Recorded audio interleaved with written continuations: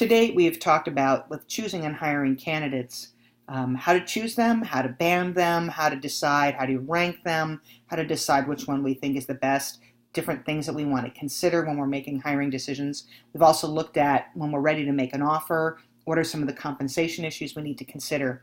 Now we move on to the contractual issues. Most of the time, people don't necessarily have a solid employment contract. It's typically implied between the employer and the employee. I make an offer, you accept it, and we have an agreement of sorts between us. A verbal agreement can be binding. There are certain criteria, and it varies from state to state what it means to have a verbal agreement between people. But generally speaking, it can be binding if your employer says to you, I will offer you $100,000 a year if you perform these tasks, and in exchange you will do this work, and then you will get this pay. So there is an exchange. An offer is made. You can do this. I'm going to offer you the job, and I will pay you for this. That's the consideration. An implied contract sometimes is simply you're hired and it's implied about what the expectation is, that you're going to come to work, you'll show up on time, you'll get a certain wage, whatever that might be. We like things to be as explicit as possible. Even in an at-will state, there are certain assumptions. They're usually embedded in your employee handbook about what the expectations are in terms of pay, expectations in terms of work effort, and things like that. So make sure anything that you are offering to your new employee, it should be in writing. I think that's an important thing. It covers you, it protects them, and everything is explicit. We don't want people making assumptions about what you can expect from the employment relationship. Things that may be implied is the expectation that what can be implied? Sometimes people will make a comment and they'll say, a good employee is expected to be here for life, which means if you turn around and lay that employee off, it's implied that they don't ever have to worry about being laid off. They'll always have a job with your company. And this sort of thing has popped up in the courts, and it has been ruled in favor of the employee, where it was written in the employee handbook that good employees will always have a job or a place working for a particular company. And in the end, when they laid people off, people said, that's not what your employee handbook said. You said I would always have a job here. Now you're laying me off. I don't understand that. And the employee actually won their case in court.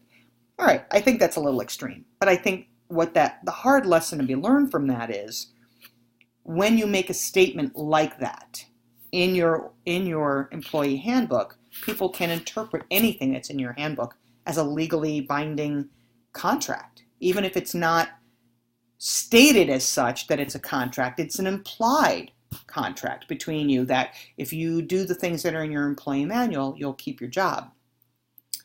But to be a legally binding and enforceable contract, you need the offer, you need the consideration. And the offer, if it's accepted, means the individual who accepted the offer will get some sort of consideration for their efforts. So the offer in an employment situation is the employer offers a job at a particular salary with particular benefits and particular working conditions. When it's accepted by the future employee, they will then get the consideration. They will get the labor is exchanged for the pay. And so that becomes the consideration. Something of value has to be exchanged between the employer and the employee. So in any kind of business contract, it's the same thing. There has to be an offer, and there has to be an acceptance of the offer, and there has to be a consideration, something of value that's being exchanged. In terms of negotiation, oftentimes when we think about contract negotiation, we usually think about it in the context of a union, where the union negotiates for the employee. In reality, anybody can negotiate a contract for you. A lawyer can negotiate for you. A headhunter can negotiate for you. An employment agency can negotiate for you. Heck, even if you wanted to, although I would recommend against this, you could have your parents negotiate for you. Probably not a good idea. Doesn't look like you know how to stand on your own 2 feet. But the bottom line is, humor aside, anybody can negotiate a contract for you. I would recommend, of course, that you not sign anything unless you talk to an attorney, but there's nothing wrong with being able to negotiate your own contracts. And don't be afraid to ask for what you think you're worth. If you've done your homework and you've got some support for what you think you're worth, then you should do that. So an agent is authorized by you to negotiate on your behalf, or you can do that on your own. Lastly, there's the offer letter. It's usually a letter that's written. It's very clear about what the job title is. Make sure the title is clear. When you're going to be working, what are the expectations of hours, what's the compensation structure, what benefits can you expect, what working conditions can you expect. And it should be as explicit as is feasible, so that it can be worked out. So Table 11.4 in the textbook, the employment contract content, is a great example of the kinds of things that should be in your employment contract. It should include the title, job description, and job duties. So a job description should be attached to the contract. It should have a very clear start date, and it's usually within a few weeks from when the offer acceptance is made, but it certainly could be longer depending on what's negotiated and depending on how the job search is handled. For example, if you're looking sometime during January or February of your senior year, and you can't start work until June, then of course your start date is going to reflect when you're going to be done with school and you're going to be eligible to go work for an employer, if you're lucky enough to secure employment before you graduate college. So typically your start date is usually 2 weeks from when you get your offer. And you have an agreed upon date, and usually that's negotiated. Sometimes you might need more time. Sometimes there are other factors that you want to consider. Sometimes you say, I'm going to give my employer 2 weeks notice, and then I'm going to take a 1 week vacation, so I'll start in 3 weeks. So there's all sorts of ways that you can negotiate. If the company wants you bad enough, they'll wait an extra week for you. It's not a problem. Other things that should be in there: job compensation and benefits and incentive pay. If there are going to be any kind of merit pay expectations or incentive pay expectations or bonus expectations. If there's a pay for performance pay structure involved, you need to know about that. You have to know what the offer's acceptance procedure is, which means you might need to sign, you might have to have negotiated agreement with certain terms and conditions, and so you want to make sure that everything that you talked about in your employment interview and in your employment offer is explicit and in writing. So make sure you keep track of all the items that you have considered. Make sure they're written down. Make sure that you cross-check your letter with the things that you negotiated, when a start date is, what your pay is going to be. And I've had that happen to me, where I've negotiated a certain thing, and then when I get the letter, something's missing, and I have to go, no, that's not what we agreed to. We agreed to this, and oftentimes it's just a typo. But you're going to be held to what's in writing, not to what you verbally agreed to, because a written contract always trumps the verbal. So if you have to keep a good track of what the written conditions are, and then what the conditions are in writing, and then you cross-check that with the letter that you get to make sure that the terms are set. You also are going to have the duration of the contract. The assumption is it's at will, which means you will continue on until either you or the employer decides that you no longer want to work together. If it's limited and it's only for 2 years or 3 years, that's fine too, but that term needs to be included in there. Other things that should be in there are the hours of work. For example, if there's flex time, it should say that there's flex time. If it is not flex time, then you're expected to be there 8 hours a day from 9 to 5, or 8 to 4, or 8:30 to 4:30. Those are whatever the core working hours are. If there's flex time, the rules for flex time should be expressed. For example, people have to be there between 10 and 4, and they can come in early and leave at 4, or they can come in late and leave late. So whatever those expectations are around the flex time.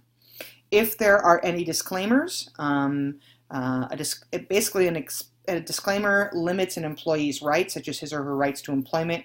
One of the most common disclaimers is it says there's a provision that the employment is at will. So again, if this is an at-will agreement, then it needs to say it's an at-will agreement. Otherwise, the conditions of the contract hold. Now, as a faculty member, I have a contract.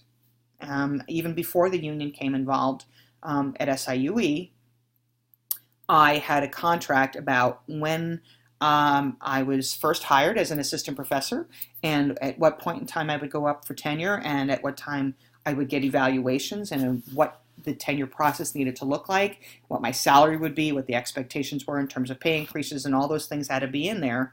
And my contract did not say I was at will. My contract had a very clear delineation of when my contract would be renewed, at what points in time, and how much notice I could expect from that. So that's a little bit different, right? But if there is at will, that has to be explicitly put in there. Otherwise, it's assumed that it's not at will. The rights to the employee's inventions and work products. This has a lot to do with intellectual property.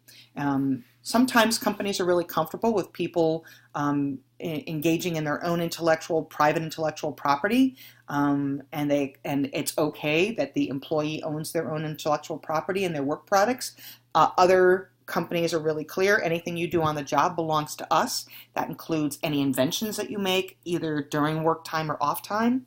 So if there are any intellectual property rules and policies, it's really important that you have that part of your agreement checked over by an attorney. For example, if you are a creative person and you do your own music on the side, but you work for a music company, they might tell you anything that you create, even in your private time, belongs to us. And it's not fair, but if you want to work for them, that's what their agreement is. And I had a friend where that happened to her, where anything that she did on her own, on her private time, the company retrospectively wanted to have her sign an intellectual property agreement saying that anything that she did, even in her private time, that they would own, and she refused to sign it. And so she left the company because she refused to sign the agreement, and they refused to back down. They said, anything you do on your private time belongs to us. And she said, nope, we're done, and she left the company. But again, if you're investing on the company's dime and you're doing work products and you're inventing a new piece of equipment or a new chemical formula, or a new process for manufacturing something, or for having something go through it in terms of product or service, right? The company owns that. You might have co-ownership of an invention. That's certainly possible. And you could be co-named on a patent, but you won't own it on your own, not unless you can absolutely prove there was nothing about your job that inspired what you were doing, even on your private life. So again, my biggest advice to anybody on the inventions and work products is making sure that you are clear who owns what, whether that's you as the employer or you as the employee in that situation. Make sure that there's clarity, make sure that you get it checked by an attorney, make sure you understand what you're getting into. If they come to you afterwards and say, well, we need to sign this, or and you didn't know, but you signed something that already signed your life away, you're in trouble, because you're not going to win in a court of law. But even if they come to you retrospectively and say, well, now I want you to sign this so I can own all your things, you have a choice then at that point to stay or not to stay with the company. Termination grounds. If it's not at will, then there should be clarity about the extension of the contract, what will get you contract renewed, what will not get your contract renewed. So there should be some termination grounds. And for example, for faculty, right, if I didn't do a good job teaching, there would be certain grounds where my contract wouldn't be renewed at SIUE. Now that I have tenure, I have a permanent contract, and it's not a problem. An explanation of how disputes will be handled. Sometimes companies require arbitration, and so and before you can go to court, or in lieu of going to court.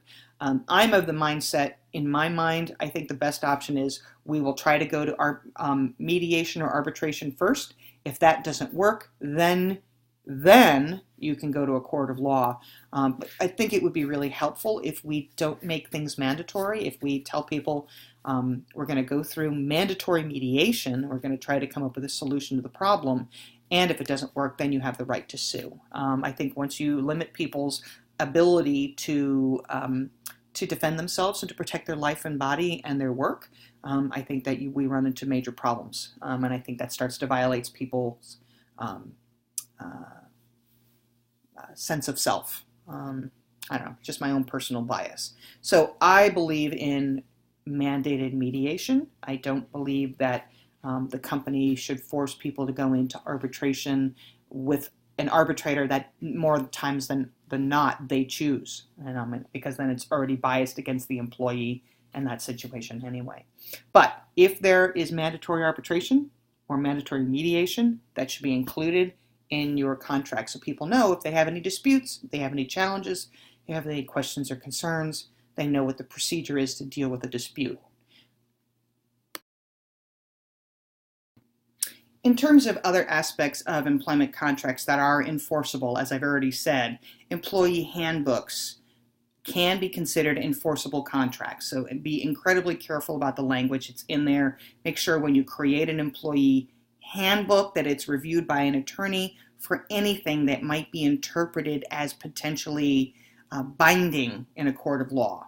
But a job application blank, a handbook, any other sort of statements and documents that you have people sign, these could be considered enforceable contracts.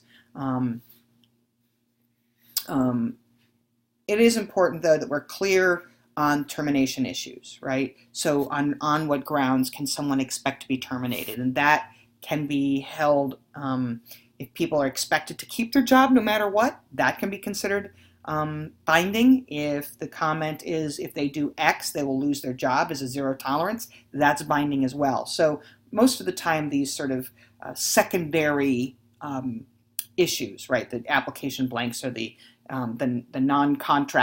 contractual agreements, I guess for lack of a better word, oftentimes they're more focused on termination issues rather than affirmative employment issues. So really what they're trying to do is outline the things that are going to get you fired, or you could lose your job, potentially lose your job on. So just be really clear. Anything that you put in writing that goes to an applicant, anything that's on your website that an applicant reads, and it can be, obviously downloaded and brought into court as an agreement, these are things that you need to be clear about, what the language says. Always have that checked.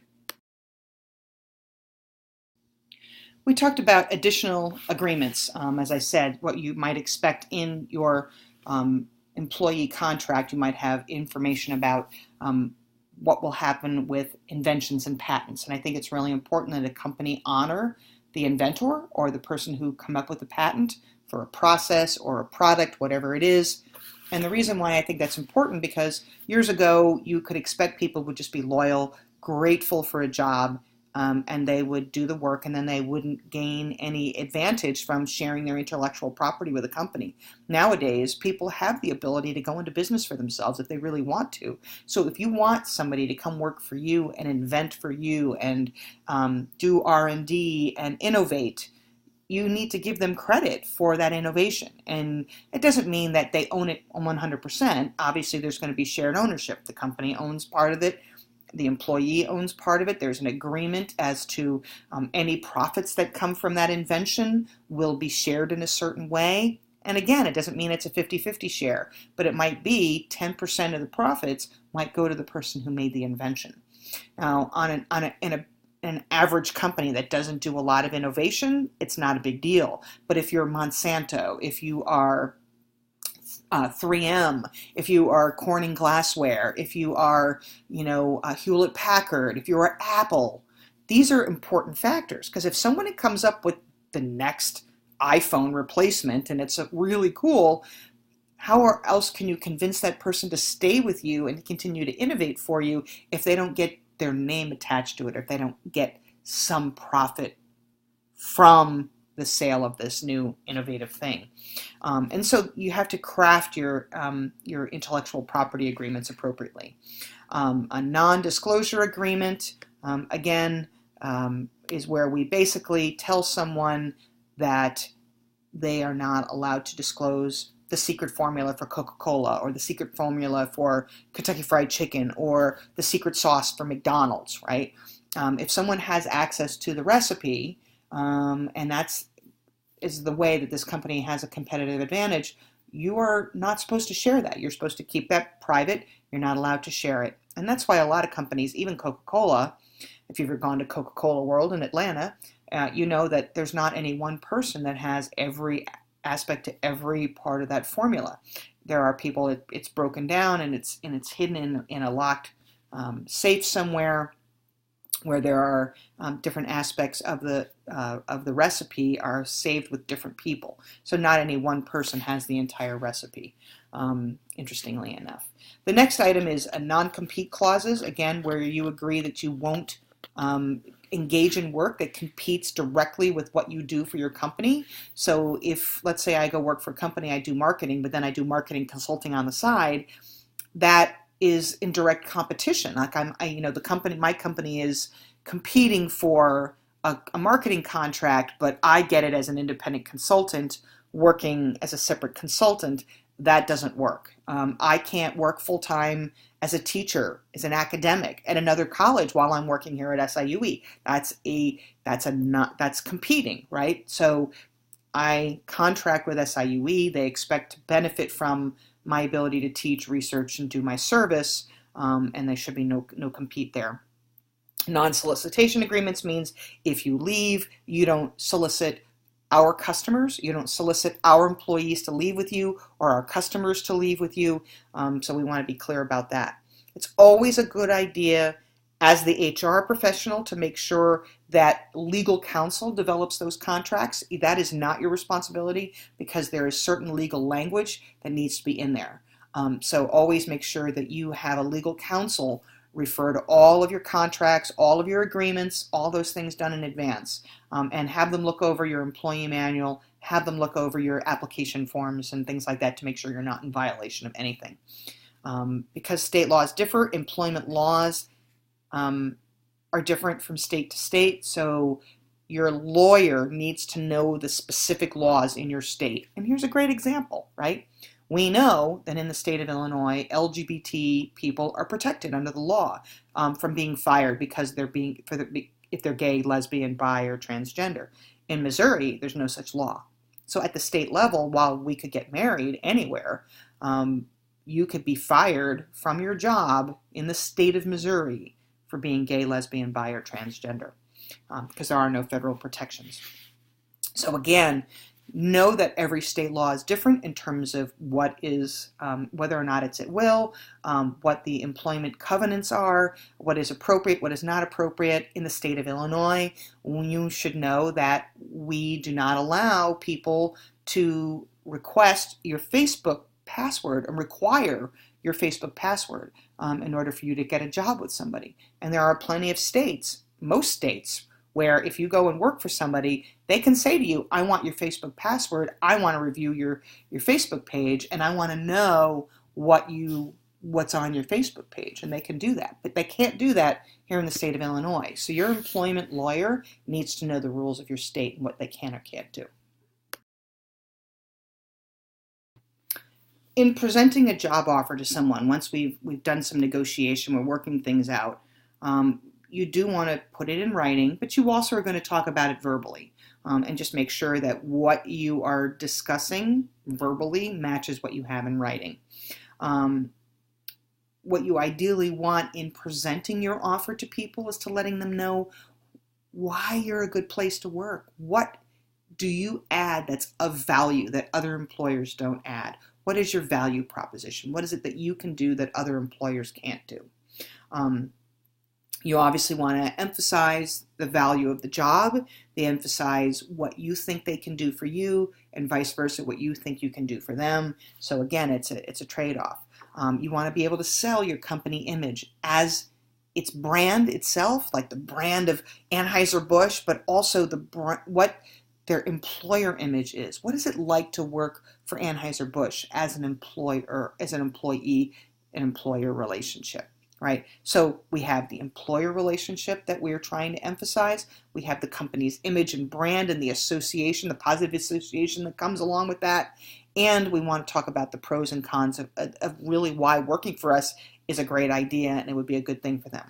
We want to talk about the developmental opportunities for them, making sure we have things that we can do to help them to develop in their career, to grow and advance with the company. So part of what you're doing, if you remember, all the way back in the beginning when we talked about job analysis and how we create the job requirements matrix and the job rewards matrix as outcomes from that.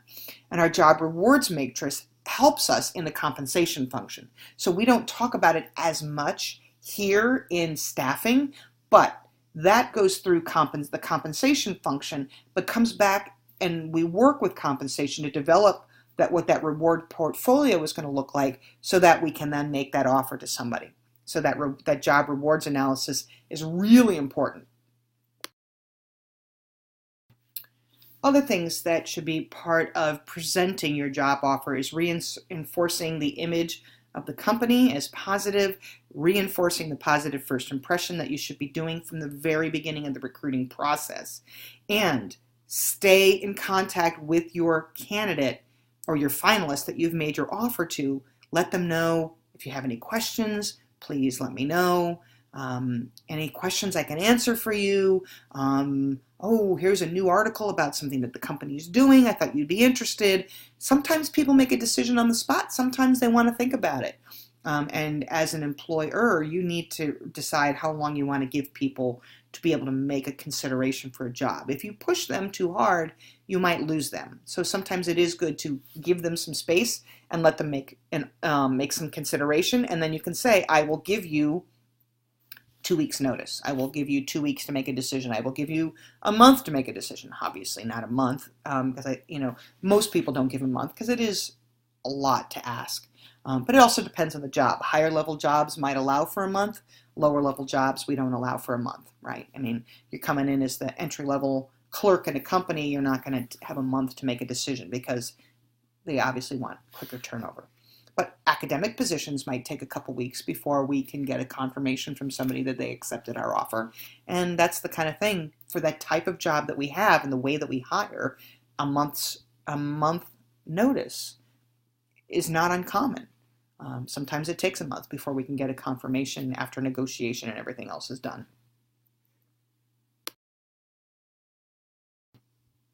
Rarely are offers made in stone where this is, our first offer is our only offer. Many aspects are negotiable in any sort of employment situation, and it is incumbent upon the job candidate to negotiate on these terms. So from an employer's perspective, expect people to negotiate on these items. From an employee's perspective, you should be encouraged to negotiate on these items and get as much as you can. So for example, a salary.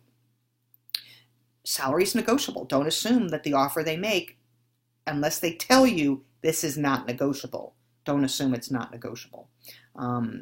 Even if they say this is not negotiable, you can always ask. They'll just say no. That doesn't mean they're going to walk away from the job offer either.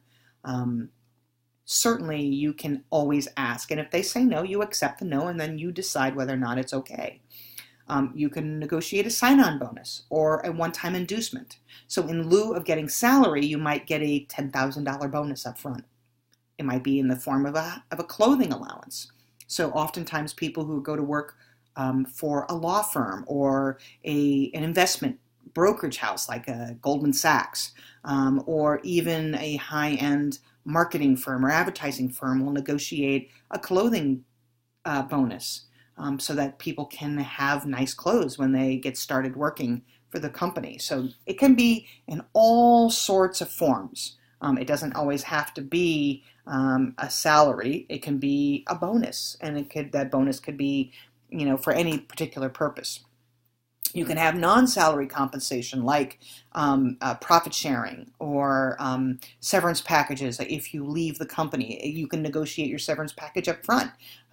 Again, lower level positions, this is not as common, but in higher level executive positions like C-suite positions, your contract absolutely has to have what your exit severance package will look like, your parachute, as they call it oftentimes.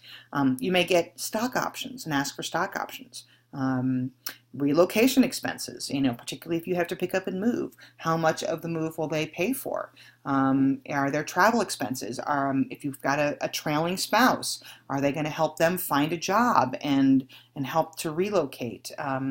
If you have to live someplace temporarily, will they pay for you to live there temporarily? Again, lower level positions, this is not as common, although you can still ask for it. But higher level, higher salaried positions, this is not uncommon to negotiate. There are all sorts of different kinds of benefits that you can negotiate. Tuition reimbursement, professional memberships, short-term loans, vacations and sick days. These are negotiable. Now, you might say, well, don't we have to make sure that we have a similar benefits package for everyone?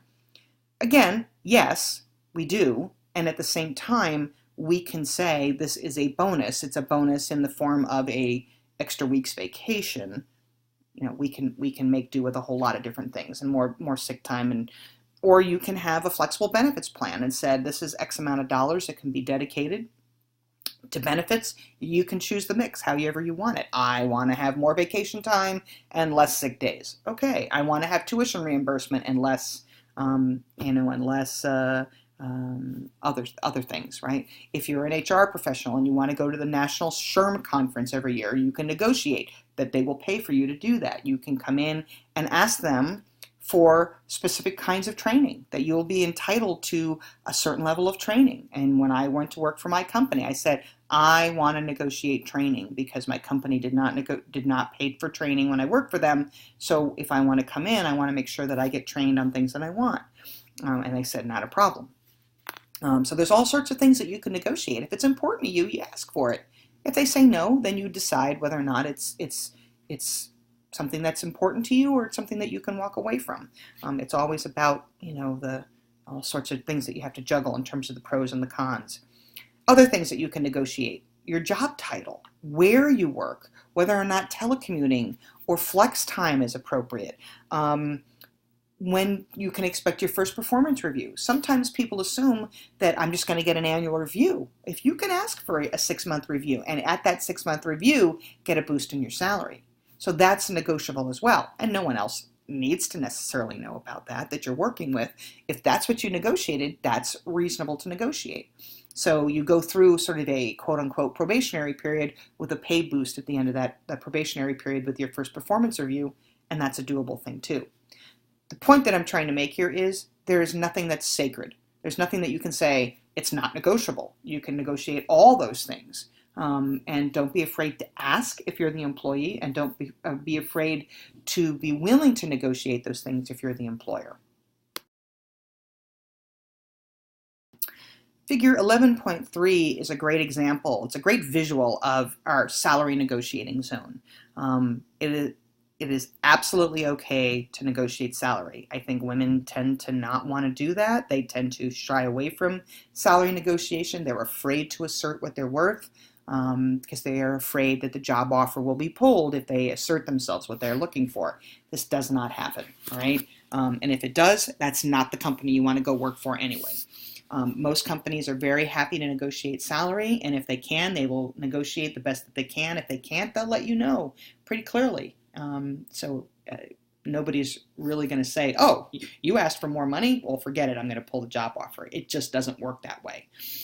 So what this visual gets at is, for the candidate, what are the salary ranges that works for them? And for the candidate, anywhere from 55 to 70 is fine for that candidate. And for the company, anywhere from 50 to 65 is what's okay to the company. So really, the zone between 55 and just under 70 is the zone where you would expect an agreement to be made. The goal of the company, of course, is to get that as low as possible, and the goal of the employee is to get it as high as possible. So the employee may come in and go, I'm looking for 70, and the employer is like, well, we were going to offer 55.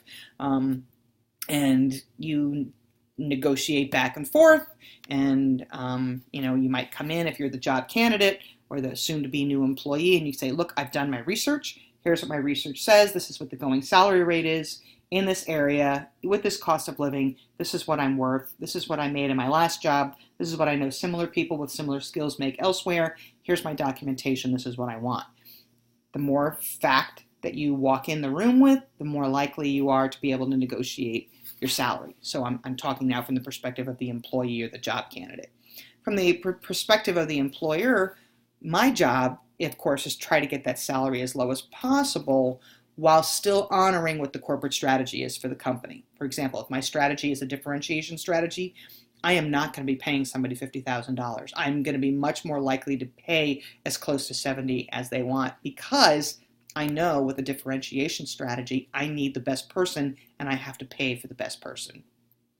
But I'm given a range to work within from top management and from my compensation function about what I can or can't offer somebody, and I have to work within that.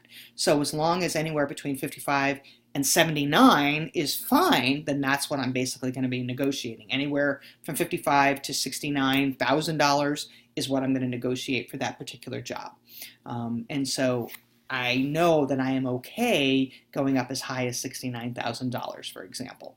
And that's where I need to be clear where my boundary conditions are when I'm negotiating on behalf of the employer. And I should not be afraid to give them what I think they're worth. Unless are in a situation where you are in a bind financially in your company, in which case then you don't give them a range. You say, I can pay you X. That's what we've got.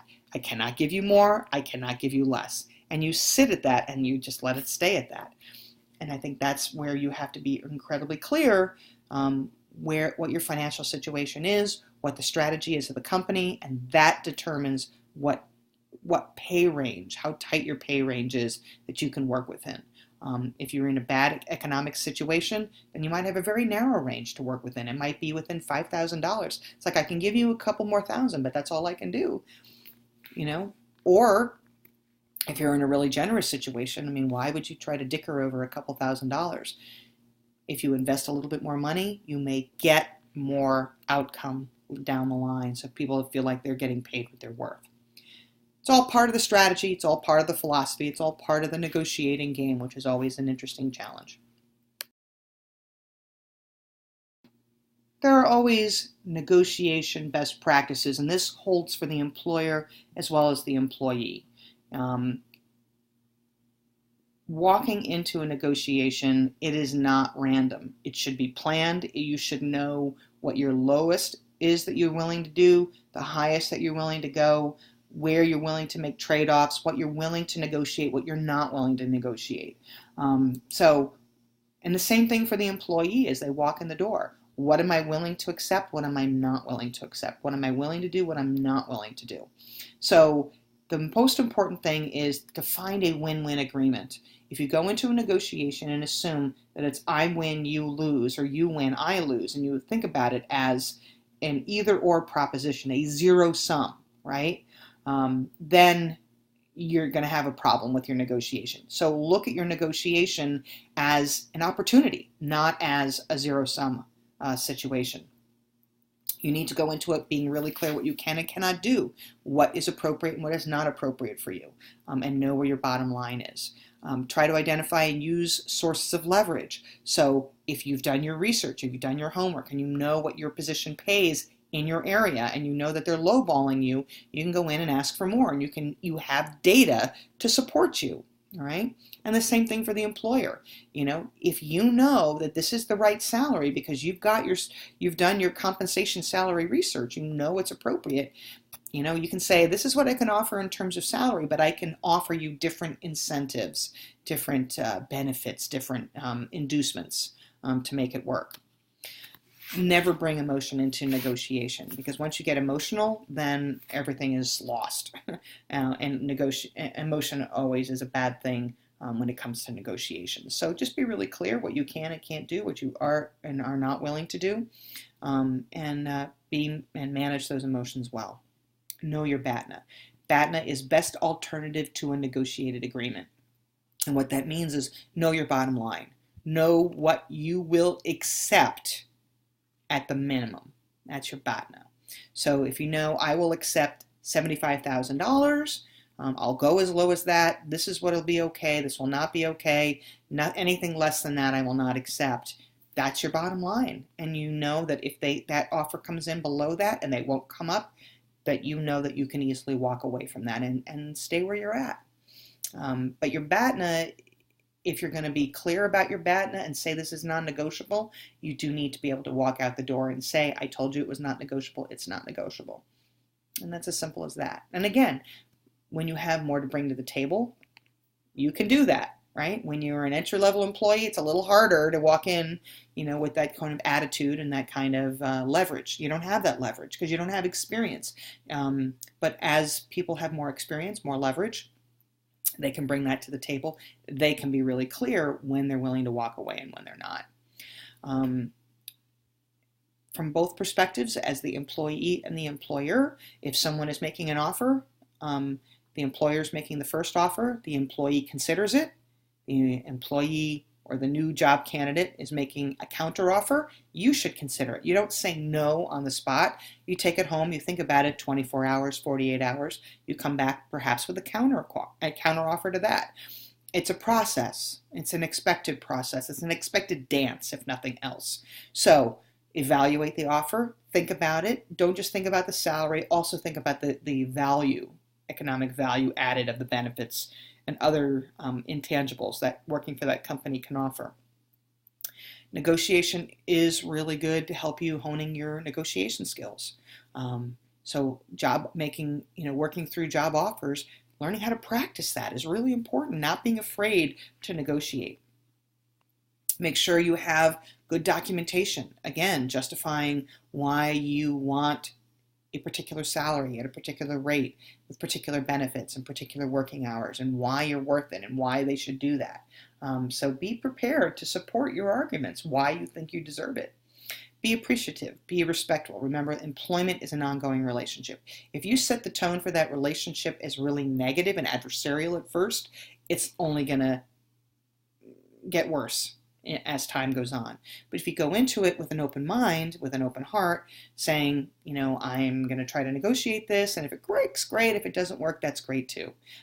So we get practice with being kind and being respectful and figuring out how we can continue to build a good employment relationship over time. So after all this negotiation stuff, figuring out job offers and how we're going to offer to people, what's going to be in our contract, we have to close the deal, right? So how do we do that? How do we get them to finally commit on the dotted line? First of all, we want to ensure that the finalist follows the proper procedure, accepting the job offer in the way that we want it, which is with a signature on a particular page that meets the criteria for our contract, and that they respond before the deadline. So that's what we want. We want to make sure we congratulate them and tell them how excited we are to have them on board, get them up to speed, socialize them. Socialization begins here. This is really important. If you've made them a good impression to them from day one, don't blow it here. This is where we want to keep them engaged, keep them excited. We don't want them to have doubts about why they made the decision to come work for you. We want to stay in contact with them even after the contract is signed, before they start, so that they feel connected to the new company.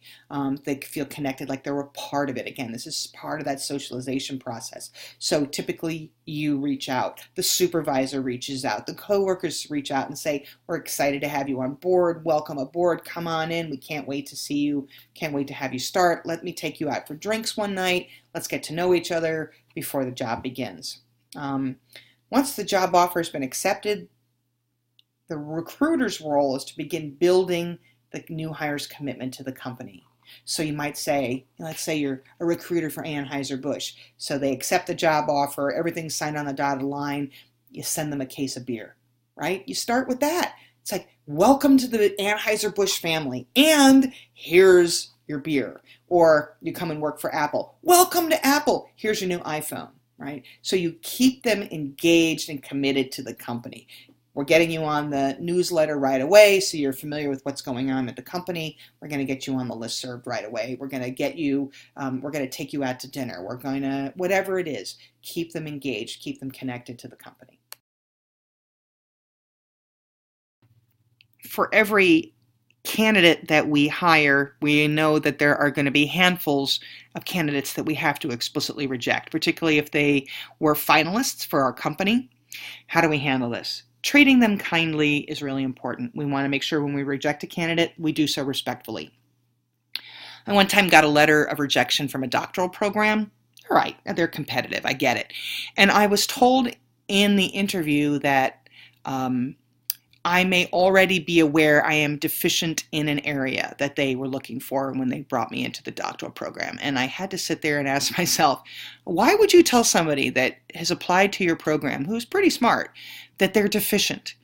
It was just a really tacky letter. You don't do that. Right? You say, thank you. Your skills didn't match what we needed. Thank you so much. You don't want to diminish the person. You don't want to tell them they're deficient. You simply want to say there wasn't a good match. And it happens. And it also happens too if you've been whining and dining 3 candidates and you really are trying to sell all of them on coming to work for you. You're already building a positive relationship. You don't want to blow that positive relationship by saying, hey, you're a jerk, we didn't want to hire you anyway, or the equivalent of that, because hopefully nobody would be stupid enough to say something like that. But really our goal is to be respectful, to understand that people are going to be unhappy, that perceived distributive justice or distributive fairness is going to be low.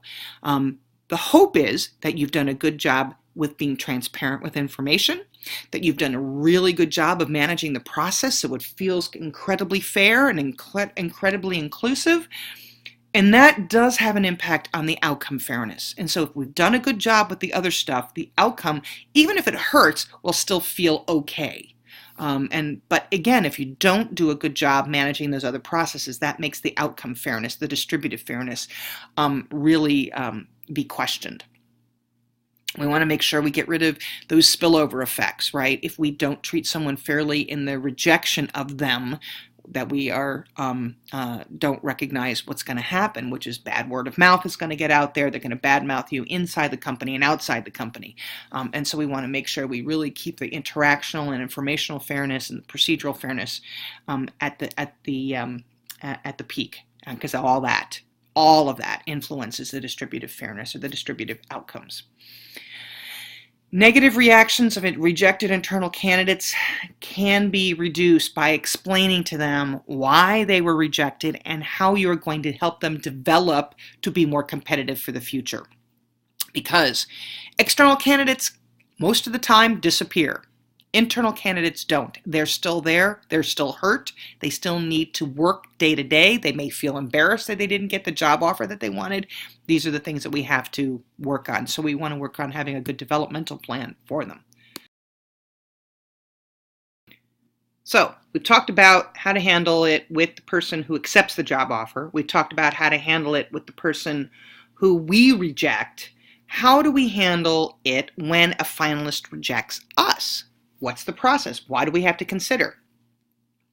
First of all, you need to find out why, if it's possible. Sometimes people will be really forthcoming. I didn't like the working hours, or I didn't like this aspect of my job. And there may be a way to say, well, I didn't realize this was a concern, and we could certainly renegotiate this, and possibly that might be okay. So if it's within the realm of something that's reasonable, maybe it is negotiable, and the person didn't think that they could ask for that in their negotiations. So if there's a way to do that, try to do that. If someone puts a rejection forward, acknowledge it. Don't ignore it. If someone says, thank you, I'm not interested, and here's the reason why, acknowledge it, own it, and move on. Be respectful. Don't treat them without respect in that context. Make sure you're keeping a record of all of your applicants for any EEO-AA computations like applicant flow, flow statistics, stock statistics, all those sorts of things. Keeping track of these things so that we don't have a problem with legal issues down the line. Always making sure that we're staying on top of these legal issues is important.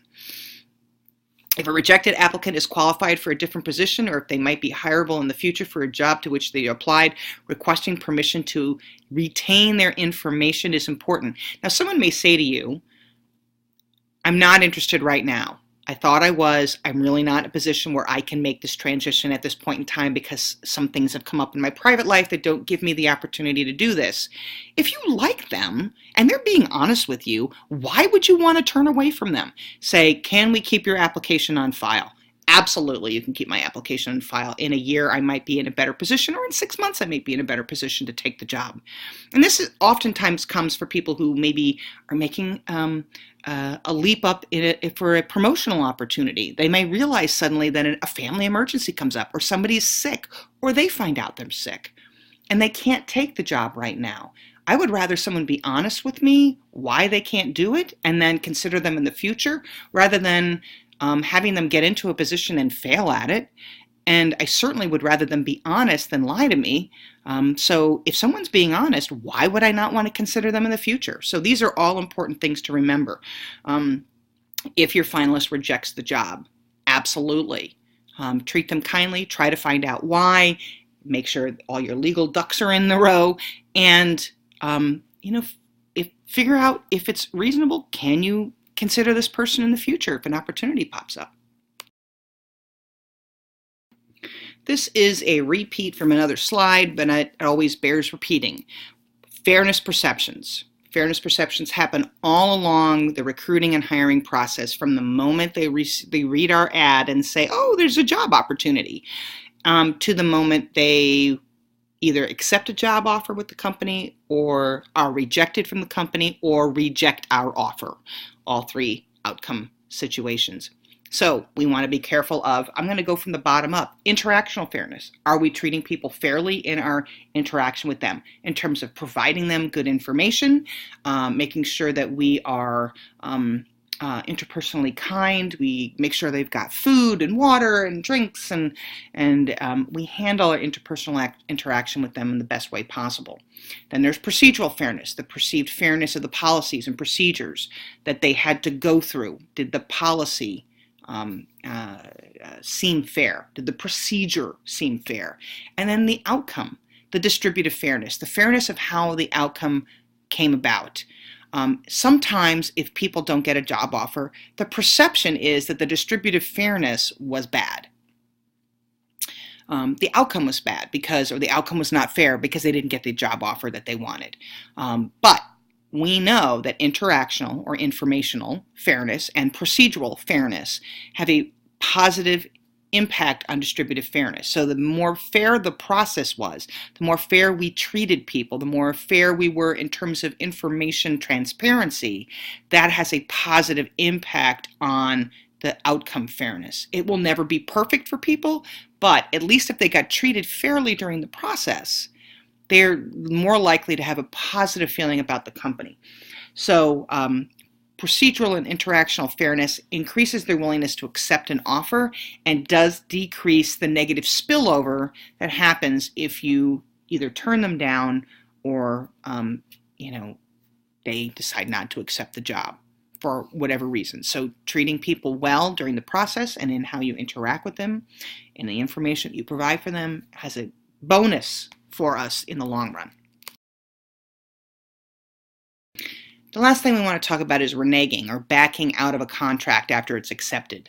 The job seeker should never accept an offer unless they're willing to commit, and the employer should never pressure a candidate to renege on other employers. So somebody comes to you and says, I have an offer from another company, I accepted another offer, and you go, well, I really want you to come work for me.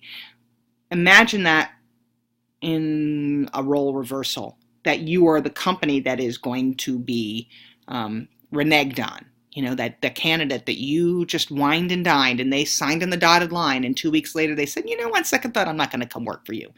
So it's really not kind to put pressure on an employee or a candidate to renege on another offer that they've gotten. I always find it, in my mind, the best practice is we are going to provide you all the information we can so that you know why we are a good offer, why we're a good place to work for, and we're going to let our company and our job stand on its own merits. If you want to come work for us, this is what you can expect. This is the transparency, this is the kindness, this is the respect that you're going to get.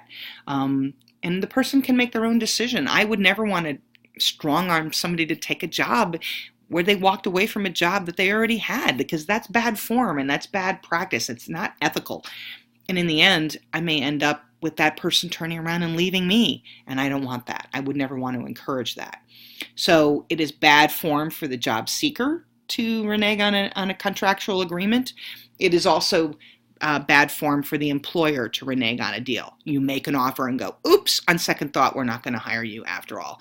And sometimes you have to do that if suddenly your company's falling apart and you're not going to be hiring after all.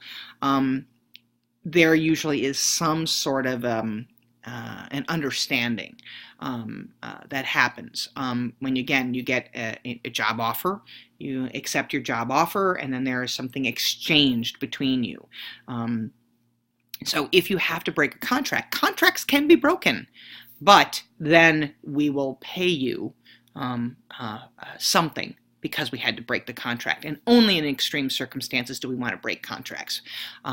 If we're honest with people and we say, look, I am really sorry, this was not expected.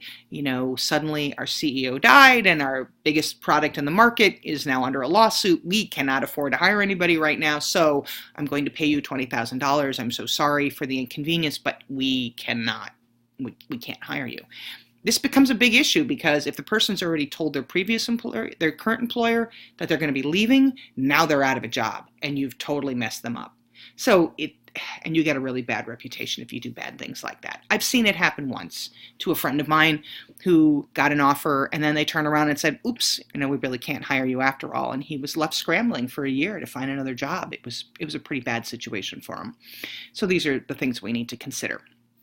So reneging is bad on both sides, but if the employer has to renege, it is important that they offer some degree of compensation to the individual to help them, find another job, or at least to help them with some compensatory damages, because they've already made, probably put their notice in, and now they're going to be without a job. It's a pretty bad situation.